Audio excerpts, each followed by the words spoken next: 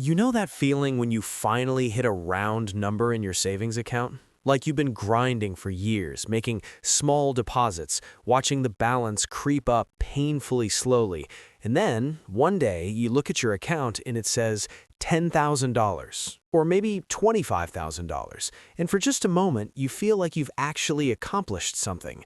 But then, almost immediately, that feeling fades because you start doing the math in your head. If it took you 5 years to save $25,000, then getting to $1 million is going to take, what, like 200 years? The numbers feel impossible. The goal feels so far away that you almost wonder why you're even trying. My name is Oliver, and I spend way too much time thinking about money, compound interest, and why some people seem to build wealth almost effortlessly, while others work just as hard but never seem to get ahead. And here's something that genuinely blew my mind when I first understood it, something that completely changed how I think about saving and investing. If you manage to accumulate $100,000 in investments, you're not 10% of the way to $1 million. You're actually about a third of the way there, maybe even more, depending on how you look at it. I know that sounds absurd, like mathematically wrong, because obviously $100,000 is 10% of $1 million, right? But when you factor in compound interest, when you really understand how money grows over time, the picture changes completely. That first $100,000 is by far the hardest money you'll ever save. It's the mountain you have to climb with nothing but your own 2 legs and whatever you can scrape together from your paycheck. But once you're at the top of that mountain, once you've got that 100 grand working for you, the journey to $1 million becomes fundamentally different. It's like you've been pushing a boulder uphill, and suddenly the terrain levels out and the boulder starts rolling on its own. And I think understanding this, really internalizing what it means, might be one of the most powerful mental shifts you can make when it comes to building wealth, because it changes everything about how you approach those early years of saving. It gives you a reason to believe that the sacrifices you're making now actually matter, that you're not just spinning your wheels forever. So let's talk about why that first $100,000 is so brutally difficult. When you're starting from zero, or close to zero, every dollar you save is a dollar that came directly from your effort, from your labor. You worked for it, you earned it, and instead of spending it on something that would make your life more comfortable right now, you're setting it aside for some theoretical future version of yourself. And honestly, that's hard, really hard, because the rewards are so far away and so abstract, while the sacrifices are immediate and concrete. Let's say you make $60,000 a year. That's a decent income in a lot of places, but after taxes, after rent or a mortgage, after food and transportation and all the other unavoidable expenses of being alive, you might be able to save, if you're really disciplined, maybe $10,000 a year. Some people can do more, some people can do less, but let's just use that as a baseline. At that rate, it would take you 10 years to save $100,000, a full decade. That's a long time. That's a meaningful chunk of your life. And during those 10 years, you're going to face temptations constantly. You're going to see your friends taking vacations you can't afford. You're going to drive past car dealerships with vehicles that look so much nicer than whatever you're currently driving. You're going to scroll through Instagram and see people living lives that seem fuller and more exciting than yours. And every single time, you're going to have to make the choice to stick with the plan, to keep funneling money into an account that doesn't feel like it's growing fast enough to matter. I remember when I was in my 20s, trying to save money for the first time in any serious way, and it felt like torture. I'd look at my savings account every week, sometimes every day, honestly, and the number would barely move. I'd see it go from like $3,250 to $3,450 over the course of a month, and I'd think, at this rate, I'm never going to have anything. It felt futile, like trying to empty the ocean with a teaspoon. But here's what I didn't understand back then, what nobody really explained to me in a way that clicked. Saving money is only half of the equation.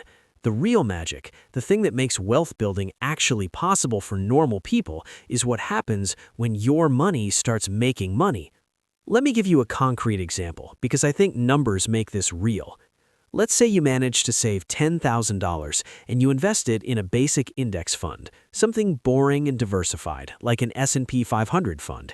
Historically, the stock market has returned about 10% per year on average. Some years more, some years less, but over long periods it averages out to around 10%. So your $10,000, if you just leave it alone and don't touch it, would grow to about $11,000. You made 10% of your initial investment without doing anything. You didn't work for it, you didn't sacrifice anything additional, your money just grew because it was invested. Now, $1,000 might not sound like a lot, and honestly, it's not. But think about what that $1,000 represents. If you're saving $10,000 a year from your income, that $1,000 from investment returns is like getting an extra month of savings for free. You worked for 12 months, but you got 13 months worth of progress. And this is where it starts to get interesting, because as your money invested grows, those returns get bigger. Let's say after 5 years of saving $10,000 annually and earning 10% returns, you've got about $60,000 invested. That year, your $60,000 will generate $6,000 in returns. That's more than half of what you're contributing from your own income. Your money is doing more than half the work. Now let's jump ahead. Let's say you've managed to accumulate $100,000. At a 10% return, that's $10,000 per year in growth. That's the same amount you were saving from your paycheck. Your money is now working exactly as hard as you are. Every dollar you put in is matched by a dollar your investments generate. You've effectively doubled your savings rate without changing anything about your lifestyle or your income. And this is why $100,000 is such a critical milestone. It's the point where compound interest stops being this abstract concept you've heard about and starts being a real, tangible force in your financial life. It's the point where you can actually feel the momentum building. But let's talk about what happens after you hit $100,000, because this is where things get really wild. If you keep saving $10,000 a year and you keep earning 10% returns, how long do you think it takes to get from $100,000 to $200,000? Another 10 years, right? Because that's how long it took to get the first 100,000? Nope. It takes about 7 years, maybe even less, depending on market conditions. And how long does it take to get from 200,000 to 300,000? About 5 years. And from 300,000 to 400,000? Maybe 4 years. You see what's happening? Each additional $100,000 comes faster than the one before it. The snowball effect is real. Early on, you're barely making progress. You're pushing that boulder uphill, straining with everything you've got. But once you reach a certain point, once you've built up enough mass, gravity starts working in your favor instead of against you. By the time you have $500,000 invested, you're earning $50,000 per year in returns, 5 times what you're contributing from your paycheck. At that point, you could theoretically stop contributing entirely and still reach $1 million in about 7 or 8 years just from compound growth. Obviously, you wouldn't want to stop saving, but the point is that your money has become the dominant force in your wealth-building journey. You're no longer the engine, you're just adding fuel to an engine that's already running at full speed. I think one of the reasons people don't internalize this concept is because we're not wired to think exponentially. We think linearly. We assume that if it took 10 years to save the first $100,000, it'll take 10 years to save the next $100,000, and so on. But compound growth doesn't work that way. It accelerates, it curves upward. And the longer you give it, the steeper that curve becomes. There's this famous thought experiment, I'm sure you've heard some version of it, where someone offers you a choice. You can either take $1 million right now, today, or you can take a penny that doubles every day for a month. Most people, if they're being honest, would take the $1 million, because a penny sounds ridiculous. Even a penny that doubles sounds ridiculous. On day 10, you'd only have $5.12. On day 20, you'd have about $5,200, still nowhere near $1 million. But on day 30, you'd have over $5 million. That's the power of exponential growth. It starts slow, painfully slow, but it doesn't stay slow. And the same principle applies to your investments, just on a longer timeline. Now, I want to be realistic here because I think it's important not to sugarcoat this or make it sound easier than it is. Hitting $100,000 in investments is genuinely difficult. For most people, it requires years of discipline, sacrifice, and consistency. It requires living below your means, which is something our culture actively discourages. It requires delaying gratification in a world that's designed to make you spend money right now. And depending on your income and your circumstances, it might take you longer than 10 years. If you're dealing with student loans or medical debt, or if you're supporting a family on a modest income, saving $10,000 a year might not be feasible. You might only be able to save $3,000 or $5,000, and that's okay. The principle still applies, it'll just take longer. But here's the thing, it's still worth doing, because the alternative, not saving, not investing, not building that foundation, means you'll never get to experience that exponential growth phase. You'll never get to the point where your money is working as hard as you are, or harder. You'll be stuck in that linear phase forever, where every dollar you have is a dollar you had to trade your time and energy for. Let me tell you a story about my friend Sarah, because I think it illustrates this really well. Sarah is about my age, and when we met in our mid-20s, she was working as a teacher. Teaching is one of those professions that's incredibly important and incredibly undervalued, and Sarah wasn't making much money. I think she was earning maybe $40,000 a year, which in the city where we lived wasn't a lot. But Sarah was really intentional about her finances. She lived with roommates to keep her rent low, she drove an old car that she bought in cash, she packed her lunch instead of eating out, and she put 15% of every paycheck into her retirement account.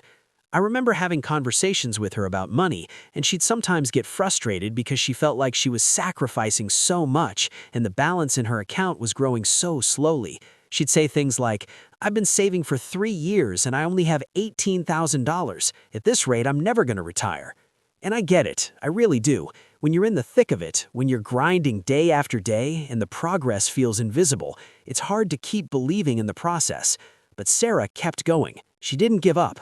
And now, more than a decade later, she's got over $150,000 in her retirement account. And the crazy thing is, she's not contributing much more than she was back then, maybe $7,000 or $8,000 a year instead of $6,000, but her account is growing by like $15,000 now just from returns. She's in that exponential phase. The boulder is rolling downhill. And when I talk to her now, she has this sense of calm about her financial future that she didn't have 10 years ago. She's not worried about retirement anymore. She knows that if she just keeps doing what she's been doing, she'll be fine. More than fine, actually. That's what getting to $100,000 does. It shifts your psychology. It makes the goal feel achievable instead of impossible. So how do you actually get there? How do you accumulate that first $100,000? Honestly, there's no secret formula. It's not sexy or exciting. It's just the boring fundamentals applied consistently over time. First, you need to increase the gap between what you earn and what you spend. That's it. That's the whole game. You can do that by earning more, spending less, or ideally both. And I know that sounds obvious to the point of being useless, but it's true. Every dollar of gap is a dollar you can invest. If you're early in your career, focus on increasing your income. Invest in skills that make you more valuable. Switch jobs if you need to. Statistically, people who change jobs every few years earn more over their lifetime than people who stay in one place. Don't be loyal to a company that wouldn't be loyal to you. Negotiate your salary, even if it's uncomfortable, especially if it's uncomfortable. On the spending side, focus on the big three: housing, transportation, and food. Those are the categories where most people spend the bulk of their money, and they're also the categories where you have the most room to optimize. You don't need to live like a monk, but you also don't need to maximize your lifestyle just because you can afford to. Get a roommate, buy a used car, or better yet, go car-free if you can. Cook at home. These things might not feel glamorous, but they work. And then, once you've created that gap, automate your savings. Set up automatic transfers from your checking account to your investment account so you never see the money. Make it disappear before you have a chance to spend it. Because here's the truth, you will spend whatever's in your checking account. We all do. It's just human nature. But if the money's already gone, if it's already invested, you'll adjust. You'll make it work. Another thing I want to talk about is the psychological hurdle of starting to invest, because I think this trips people up. A lot of people, and I was one of them, wait to start investing until they feel like they have enough money to make it worthwhile. They think, I'll start investing when I have $5,000 saved up, or I'll start when I finish paying off my student loans, or I'll start when I get a raise. And I understand that impulse. It feels weird to invest $100 or $200 when you know it's not going to grow into anything meaningful overnight. But that's exactly the wrong way to think about it, because the sooner you start, the more time your money has to grow. Time is the most powerful variable in the compound interest equation. Someone who invests $5,000 a year starting at age 25 will end up with way more money at retirement than someone who invests $10,000 a year starting at age 35, even though the second person is contributing more. So start now, today if you can. Even if it's just $50 a month, even if it's $20, just get started. Open a Roth IRA, or contribute to your 401k, or use one of those investing apps that rounds up your purchases and invests the spare change. It doesn't matter how you do it. What matters is that you begin. Because here's what happens when you start. You learn. You get comfortable with the idea of investing. You start paying attention to how the market works. And over time, as your income increases or your expenses decreases, you can contribute more. But you can't get that time back. Every month you wait is a month of compound growth you're giving up. I also think it's worth talking about the role of lifestyle inflation, because this is one of the biggest wealth killers out there. Lifestyle inflation is what happens when your income goes up and your spending goes up by the same amount, or worse, by more than your income increased. You get a raise, so you move to a nicer apartment. You get a promotion, so you buy a nicer car. You get a bonus, so you upgrade your wardrobe or your tech or your vacation plans. And suddenly, even though you're making more money, you're not actually getting ahead. You're just spending more. And look, I'm not saying you should never improve your quality of life. That's not realistic, and honestly, it's not desirable. You work hard. You deserve to enjoy the fruits of your labor. But there's a balance. If every time you get a raise, you immediately inflate your lifestyle to match, you're never going to build wealth. You're going to be stuck on the hamster wheel forever. The trick is to capture some percentage of every raise before lifestyle inflation eats it up. Let's say you get a 10% raise. Take half of it, 5%, and increase your automatic investment contributions by that amount. The other 5%, sure, let yourself enjoy it. Upgrade something, treat yourself, but lock in that savings increase first before you have a chance to spend it. This is how people who don't earn crazy high incomes still manage to build serious wealth. They're disciplined about capturing those marginal dollars. They let their lifestyle improve gradually, but they let their savings improve faster. Now, let's talk about what happens psychologically when you actually hit $100,000. For most people, it's this weird mix of emotions. On one hand, there's this sense of accomplishment, like, holy shit, I actually did it. I have 6 figures in investments.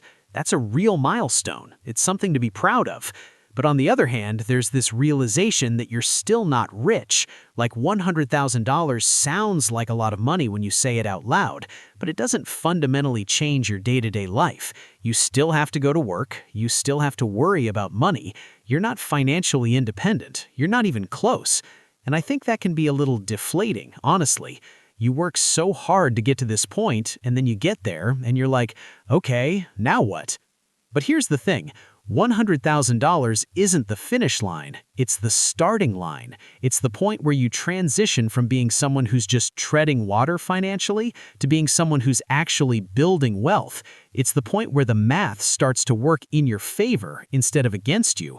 And if you can internalize that, if you can understand that this is where things start to accelerate, it changes how you feel about the journey. It stops being this endless slog and starts being a process with real momentum. I want to zoom out for a second and talk about why any of this matters. Because yeah, building wealth is nice, financial security is nice, but what's the actual point? For me, the point is freedom. And I don't mean freedom in some abstract philosophical sense. I mean freedom in the very literal sense of having options, of being able to make choices based on what you want to do rather than what you have to do. When you have money, not even a huge amount, just enough to give you some cushion, you can leave a job that's making you miserable. You can take a risk on a new career. You can move to a different city. You can say no to things that don't align with your values. You can help people you care about when they're going through a hard time. Money doesn't buy happiness, but it does buy agency. And agency, I think, is one of the underrated components of a good life. Getting to $100,000 and then to $500,000 and eventually to $1 million or more, it's not about becoming rich in the sense of buying yachts and private jets. For most people, it's about reaching a point where money stops being a source of stress and starts being a tool that gives you more control over your life. And that's worth the sacrifice.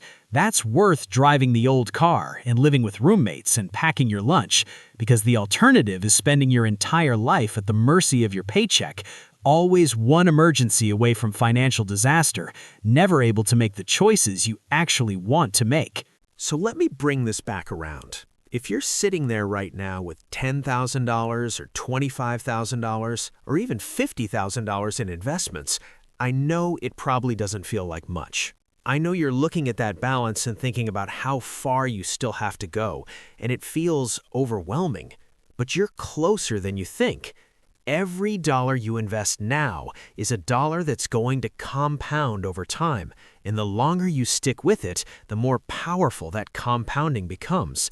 That first $100,000 is brutal. I'm not going to lie to you and say it's easy, because it's not. It requires discipline and patience and the willingness to live differently than most people live. But once you get there, once you cross that threshold, the game changes. The path to the next 100,000 gets shorter, and the one after that gets shorter still. You're not trying to save $1 million through sheer force of will and paycheck contributions. You're trying to get to a point where your money is doing the heavy lifting for you, and $100,000 is that point. So if you haven't started yet, start today. Open that account, make that first contribution, and if you've already started, keep going. Don't get discouraged by how slowly it feels like you're moving. You're building something. You're laying a foundation. And one day, sooner than you think, you're going to look at your account and realize that you're not pushing the boulder uphill anymore. It's rolling on its own. And that's when everything changes.